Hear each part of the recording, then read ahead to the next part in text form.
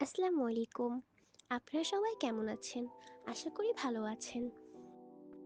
আল্লাহ তাআলার এবং হযরত মুসা আলাইহিস সালামের কথোপকথন। হযরত মুসা আলাইহিস সালাম একদিন আল্লাহর কাছে জিজ্ঞাসা করলেন, হে প্রভু, আমার অনুসারীদের মধ্যে কে সবচেয়ে বড় পাপী? আল্লাহর উত্তর, যে ব্যক্তি সর্বপ্রথম এই পথ অতিক্রম করবে সেই ব্যক্তিই হলো তোমার অনুসারীদের মধ্যে সবচেয়ে বড় পাপী। আল্লাহর কথা অনুযায়ী হযরত মুসা আলাইহিস সালাম বসে দেখছেন। কিছুক্ষণ পর দেখলেন এক ব্যক্তি ছোট্ট একটি ছেলেকে কোলে করে পথ অতিক্রম করছে। হযরত মুসা আলাইহিস সালাম বুঝে ফেললেন এই সেই বড় পাপী। মুসা আলাইহিস সালাম আল্লাহকে বললেন, হে প্রভু, এখন আমাকে সবচেয়ে নেকী মানুষটিকে দেখান।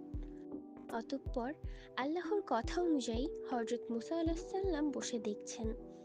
কিছুক্ষণ পর দেখলেন এক ব্যক্তি ছোট্ট একটি ছেলেকে কোলে করে পথ অতিক্রম করছে।